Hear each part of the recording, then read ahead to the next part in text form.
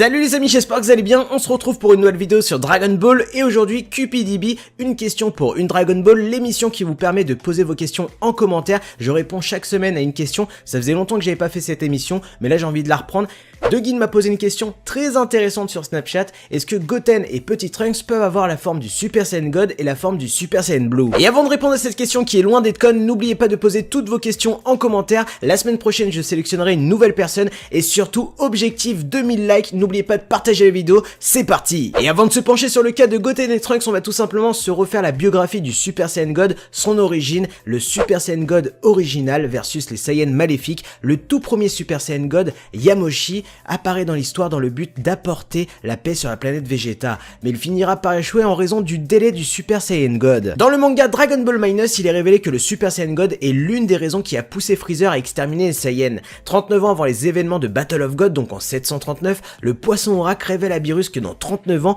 un Super Saiyan God apparaîtra devant lui, qui est tout simplement Son Goku. Dans l'arc Battle of God, c'est la première fois que Goku débloquera cette nouvelle transformation, aidé par 5 Saiyans au cœur pur, Son Goten, Trunks, Vegeta, Sangohan et Pan, qui n'est pas encore né, mais juste un embryon. Toute cette énergie sera nécessaire pour que Goku passe le stade du Super Saiyan divin. Et il y a encore peu, beaucoup de personnes, moi y compris, pensaient qu'il fallait absolument passer par la case rituelle pour débloquer ce nouvel état de transformation, le Super Saiyan God, puisque c'est la chose qui nous a été montrée dans l'arc Battle of God avec le personnage de Goku, mais depuis le manga, dans l'arc Black Goku, Vegeta était arrivé en Super Saiyan God, et à ce moment-là, tout le monde se posait la question, est-ce que Vegeta avait subi le rituel ou non? Eh bien, on nous a répondu à cette question. Vous le savez, pour la plupart, Vegeta n'est jamais apparu en Super Saiyan God dans l'anime que dans le manga, et pour le film Dragon Ball Super Broly, Vegeta va apparaître pour la première fois en Super Saiyan God, et pendant cette campagne promotionnelle sur le film, on nous a expliqué comment Vegeta avait atteint ce nouveau stade de transformation. Il est passé outre le rituel, tout simplement par son état de frustration et son entraînement avec Whis,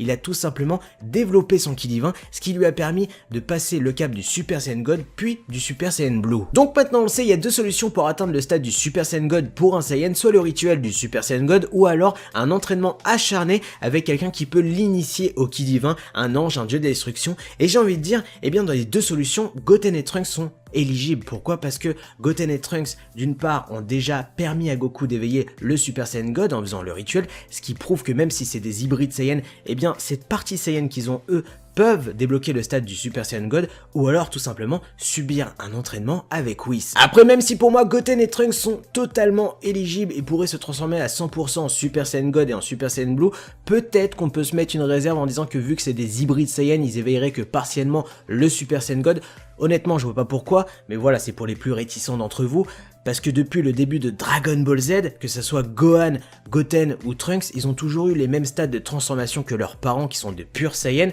et pourtant c'est juste des hybrides. La forme du Super Saiyan n'a pas changé sur un hybride, donc je vois pas pourquoi, mais en sachant qu'il y a un tel pouvoir qui existe et un rituel aussi facile, libre d'accès, j'ai jamais compris pourquoi Goku et Vegeta n'ont jamais éveillé leurs enfants au stade du Super Saiyan God, puisque c'est libre d'accès, facile et surtout ça libère un putain de pouvoir. Enfin voilà tout ce que je pourrais répondre sur cette QPDB, à vous de me dire ce que vous en pensez en commentaire, quel est votre avis sur le sujet, et surtout poser de nouvelles questions que je pourrai répondre dès la semaine prochaine. N'oubliez pas de liker, de partager, de vous abonner à la chaîne YouTube. Sur ce, moi je vous laisse, tchuss!